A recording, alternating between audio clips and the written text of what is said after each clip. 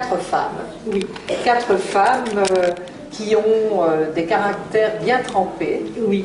Et dites-nous, quel a été votre projet en nous parlant de ces femmes? Mais nous disons que ces femmes, tout en étant très différentes, ont en commun une énergie que j'appelle l'énergie sauvage de la femme. Cette énergie qui pulse à travers nous toutes et qu'il faut réveiller. Il faut la réveiller parce c'est comme des braises qui sont sous des tonnes de cendres. Ça fait des centaines d'années, si pas plus, que l'énergie de ces femmes est recouverte par les cendres de soumission, de résignation, de pouvoir des hommes. Et il suffit de peu de choses. Il suffit de remettre ces braises, de les faire de nouveau pétiller et de redevenir la femme sauvage. Et libre. Et libre, de se redresser, de prendre sa vie en main et j'aime dire de mener la danse, d'enlacer la vie et de mener la danse, de ne plus la subir. Alors, ce sont des femmes différentes que vous mettez en scène. Parlez-nous brièvement du caractère de vos quatre héroïnes. Alors, la première, elle vit en Italie du Sud pendant la guerre des 40. Faut pas tout dire, hein. Pendant la guerre des 40. Donc, elle est traitée comme du bétail. Et elle décide de prendre le pouvoir. Et grâce, en se servant du désir qu'elle suscite chez les hommes, elle parvient à prendre le pouvoir sur eux et à mener la danse. Ça, c'est la première. Alors, la deuxième, il y a une histoire d'amour qui vient de se terminer, qui l'a fort marquée, fort meurtrie. Et un soir, elle repart à la recherche de tous les souvenirs de cette histoire.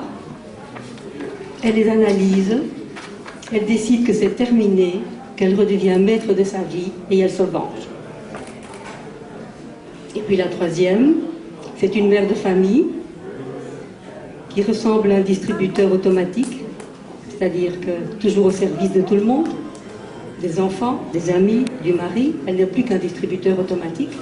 Et un jour, il se passe quelque chose qui lui permet de redevenir le maître. Et elle ne s'en prive pas. Et puis il y a la quatrième. Elle se rend compte un soir, elle entend des voix dans sa tête, et elle réalise que ce n'est pas elle qui vit sa vie, mais une série d'entités, on va dire des âmes vagabondes, qui habitent sa tête, et qui, à tour de rôle, agissent pour elle. Et je pense que nous avons tous parfois l'impression de dire « Mais qu'est-ce que j'ai fait là? C'était pas moi ». Et elle se rend compte que réellement, il y a des entités dans sa tête qui lui font faire un petit peu tout ce qu'ils veulent. Et elle décide que ça suffit, que maintenant, c'est elle qui va décider. Et plus que ça, elle va se servir de cette équipe qui vit dans sa tête pour l'aider à réaliser ce qu'elle veut faire. Donc en fait, elle se sert de ceux qui se servaient d'elle. Eh bien, je crois que c'est un joli tour qui donne envie d'en savoir plus sur ces femmes et surtout comment elles arrivent à faire leur propre conversion.